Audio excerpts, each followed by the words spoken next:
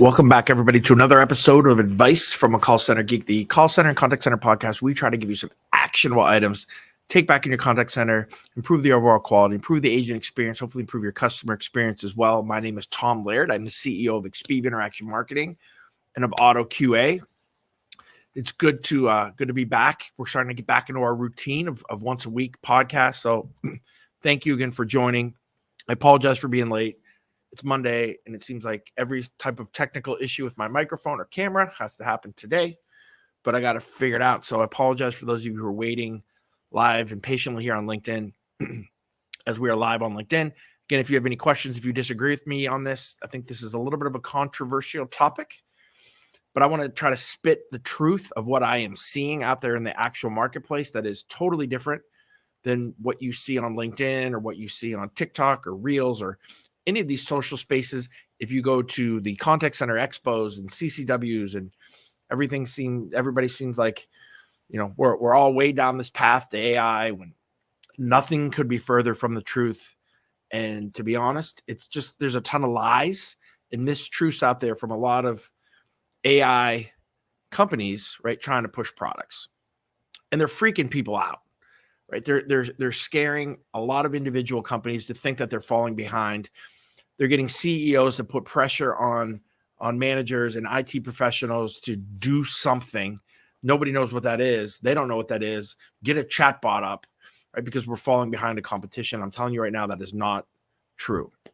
So let's start at the very beginning here. I've had the privilege of speaking probably about 5 or 6 times so far this year, in the first 4 or 5 months here, as we go down to getting into May. Probably spoken in front of about 1,200 to 1,500 contact center professionals. Now, not sales dudes. These are actual contact center managers, frontline supervisors, all of those people that are actually on the front lines making things go. I've asked the same question to start all of my talks this year, and it is, how many of you feel comfortable about where you are from an AI standpoint, have started to implement AI in your contact center, or at least have a roadmap? I'm not lying when I say 3 people out of 1,500 have raised their hands. So the honesty is also there, because nobody knows what's going on. Nobody's talking about the bridge to get there, right? If you talk to an AI tech sales guy, it just implement our strategy and boom, you're fully AI, whatever. And that's not what we need. Today in 2024, we need to start talking about the process of getting to AI. We need to start talking about the actual tools that can be utilized, that are mature. And most of this stuff is not. The other thing that we keep forgetting as an industry as a whole, and again, I get that you don't have to be in the cloud to start to implement some of these AI tools, but it really helps. It's way quicker, and most everything is going to have to be implemented and integrated, and it's way easier to do in the cloud. And the vast majority of contact centers are still not even in the cloud. I mean, think about that for a second. We're talking to everybody about AI and moving to this AI-centric model. And I don't even care if it's other tools. Like, it could be Agent Assist. It could be all of these other tools, let alone the first touch point AI chatbot that everybody thinks is just unbelievably great. It's not there yet. There's steps that have to be taken. And I think there's a lot of opportunity even for other companies to come into the space to help this happen. And we're trying to do that with 𝗨𝗃𝗃𝗿 as a step. Do I think that the 𝗨𝗃𝗃𝗿 platform that we're using now is going to be even in existence in its same form in 5 years? Heck no. It might be 3 years. It might be 18 months. But we're going to keep evolving that. But it's a bridge, right? There's a paradox that's happening out here in the marketplace, and it's a perception. If you're utilizing AI in your contact center, then you think everybody else is too. So you want to talk about it all the time when people can't even talk your lingo. The other kind of flip side of the coin is you're not using AI and you think that you're falling way behind. And that's not true either. Both of those things are not true, right? The truth definitely is somewhere in the middle, but the perception and the FOMO that is happening and is being pushed by AI technology companies, by the mychatbot.com AI is great companies. We're not there, and you're not falling behind. Now, do you have to start working to get to this process? 100%, right? But don't let anybody's demo, don't let anybody's sales presentation, don't let all the stuff that you see on LinkedIn freak you out and think that you need to move into something that you're not comfortable with, that you're not there yet, that you're not with there yet. Some of the things that I have discussed in the past, but again, let's just bring these to the front of the table. Most companies are not in the cloud, number one. Number two, most don't have the integrations that they need. The lack of integrations in the Frankenstacks that you see from a CX standpoint for most companies, right? It does not allow for easy integrations and to get to the data that you're going to need to use data in your AI from your personal stack of information. That's number one. Number two, nobody has been talking about KMSs and knowledge management systems. Nobody has them. And if they do, they're either out of date or they have no process to keep them up to date to give these unbelievably great AI chatbots the knowledge that they have. If you have dirty data, you're going to get crap, coming out of it. So we have to make sure that we understand those concepts. And I guess the third or the fourth is, I think people are getting ripped off. I think they're getting ripped off by the cost of this thing, by the ROI of this thing. There's so much price gouging that is happening, with some of these enterprise type contact center providers, these third-party guys that are trying to slap onto CCaaS or, it's amazing to me that we're still using a per seat license, right? We're not at a usage model when almost all customers would prefer that, right? They would prefer it, but you know what? Those guys, right, that are providing the technology, it's not conducive to them. That makes no sense to me either. And there's going to be some real differentiators that are coming into the space. Again, I'm just a little peon, a very small deal with auto QA that is actually growing faster than I thought. But we're doing everything the opposite way that everybody else is doing it. Total per seat model. You want to do 500, you want to do 300 calls, you want to do 10,000 calls. I don't care, right? And I think that there's a huge issue with that. If I would tell you that it literally costs pennies, like cents, like under 10 cents, under 5 cents to do a lot of the same auto QAing and transcriptions. And, now you can build that depending on calls and it's all a little bit different, but it does not equal, even with a hefty profit margin, what a lot of these guys are charging on a per seat model for some of these AI tools, right? And nobody's going to like this video and nobody's going to like this podcast because 90% of everybody who follows me is a CX technology person, right? So all of these things kind of get squashed and get quiet, but that's the honest truth of where we are today. So what do we need? We don't need another chatbot company. We need companies to come into the space and help to start to bridge people, right? If I had to start, I said this in my talk, I was in Philly last week. If I had to start a company right now from scratch, and I might even do it, we would start a consulting company with technology to help build a KMS for companies, to help build out their knowledge base, right? That is such a lacking tool that nobody talks about. And if you go talk to the technology guys, they don't even tell you you need it. You do. If you want to have anything that's worth its salt, you do. Having integrations, not just into your CRM, but any other data sources, like all that stuff helps. And it's cool. Like you can do just even stuff in your regular contact center stuff. If you have integrations into it, not just screen pops, but you can route really cool. You can do amazing things even with some of this stuff as you're bridging. So that was the talk that I gave last week too. And I think that there's some things too. When you hear your CEO or you hear a C-level person come to you and was like, hey, listen, we need to do AI, whatever that means. We need to do AI. I hear that all the time.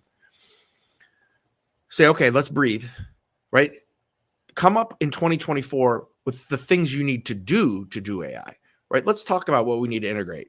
Let's talk about building out our KMS. Right? Let's talk about those kind of tools. Let's talk about the policies and procedures. What's secure? How comfortable are we from a security aspect to use large language models? Are we at all? Is there an appetite for it? I think that stuff's really important to do in 2024. You want to get into the LLMs? Let me, from a chatbot standpoint, how are you going to QA your AI? Right? If you think that you can just let it run, and I've seen companies now, they're not doing the hybrid thing, right? So if a customer gets ticked off, it lets the AI handle it the whole way through. It's a disaster, right? Nobody wants to talk about that, right? Because you're not selling product. It's a disaster, right? I still think you can do the AI thing from a self-service standpoint. If you have a hybrid model, if you have some rails on the cart, you're going to agents, right? But you're still utilizing agents. You're not going this full, we're going to AI. And that's the other thing, right? Companies think in 2024 that everybody wants to go full AI. I think most companies don't. They want to start to utilize tools.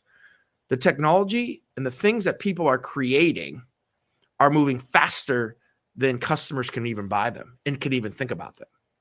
So I'm not saying you slow down, but I'm saying understand your ideal customer profile, because so many of these guys are moving so far ahead with stuff that's okay. It's not great.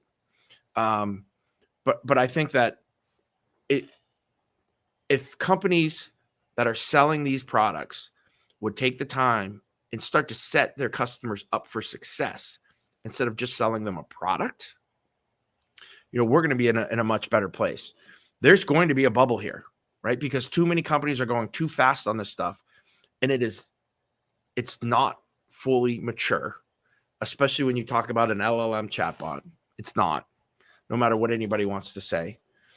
So there's a lot to think about and digest there, but it's kind of frustrating for me to see, the speed of the technology, because it's easy to use. It's awesome technology. It's going to be in certain places. It's going to push people forward, but it's moving too fast and the quality isn't as good and nobody can keep up with it. Right. So what are we doing?